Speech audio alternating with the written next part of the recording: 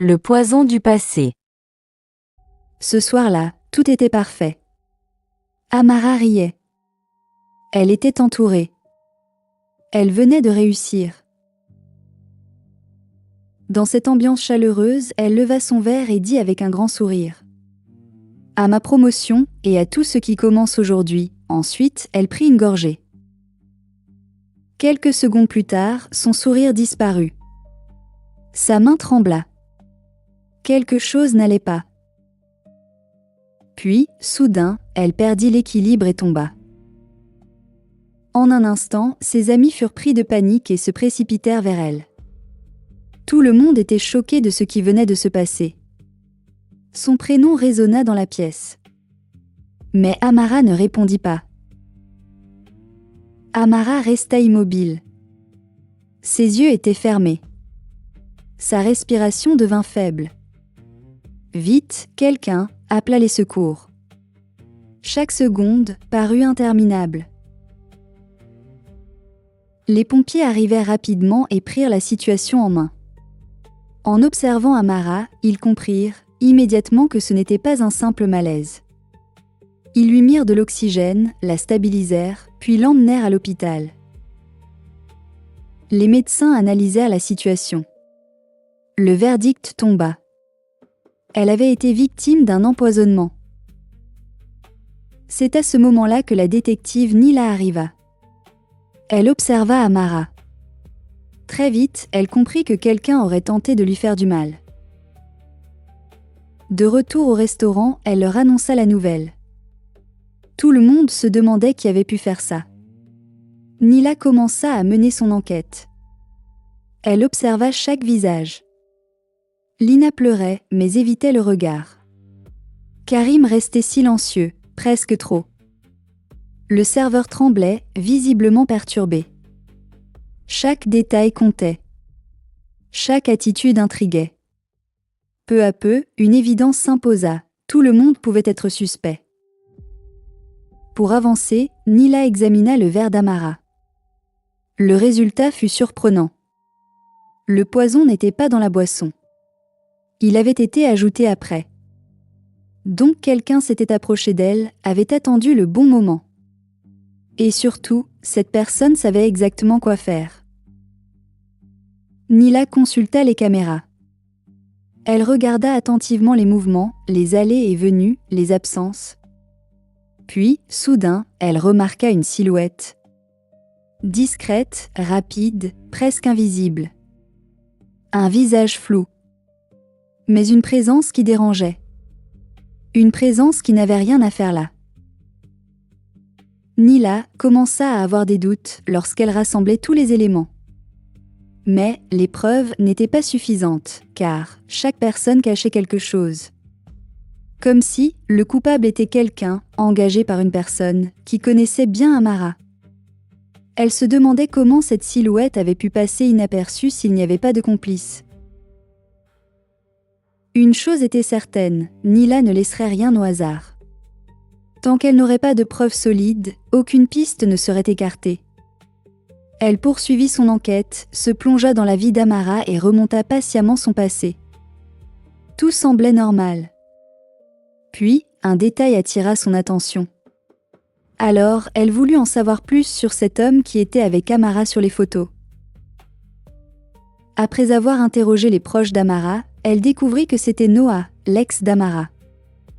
Ils s'étaient séparés en très bons termes. Noah disait être heureux. Tout le laissait croire par son comportement.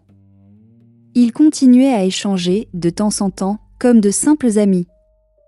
Ce n'était rien d'inquiétant, ni rien de suspect. Sauf que son intuition lui disait le contraire. Elle regarda en détail les images de vidéosurveillance. Enfin, la vérité se dessinait. Elle vit ce que personne n'avait remarqué. La silhouette ne regardait personne. Elle connaissait bien les lieux et essayait d'esquiver les caméras. Et ça, ce n'était pas un hasard.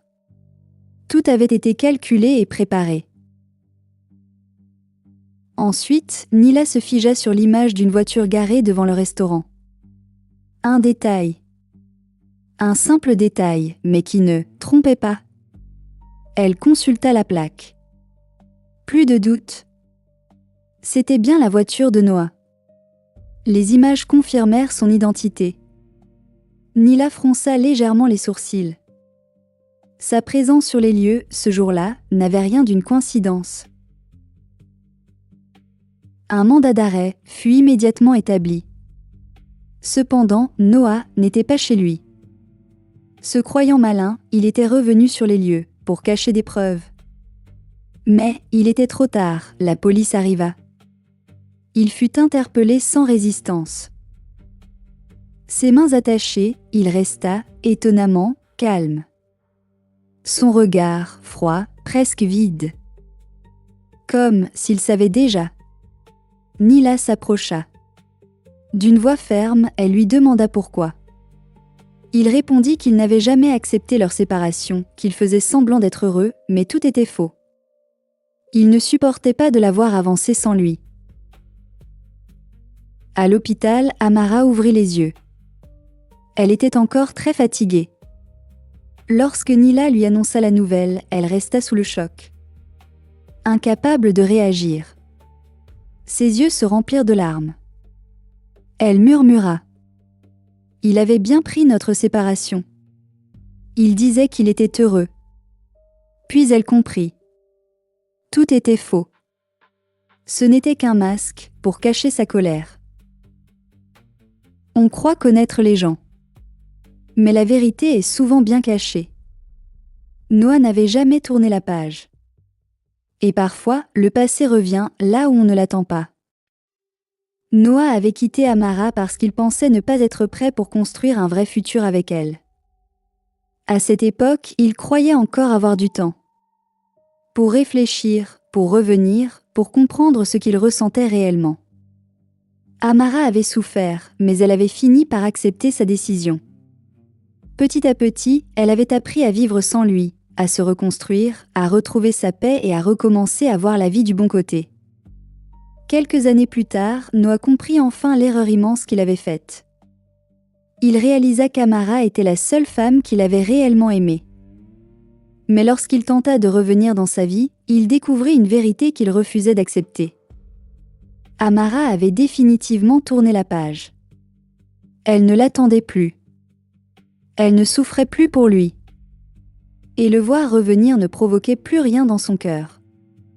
Cette réalité bouleversa profondément Noah.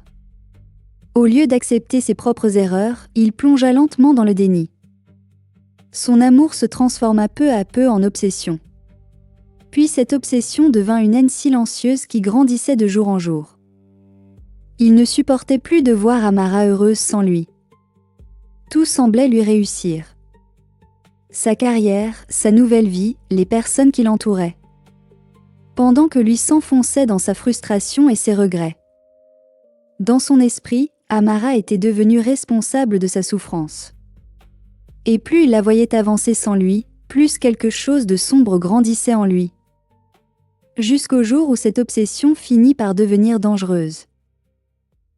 Merci d'avoir regardé, n'oubliez pas de vous abonner.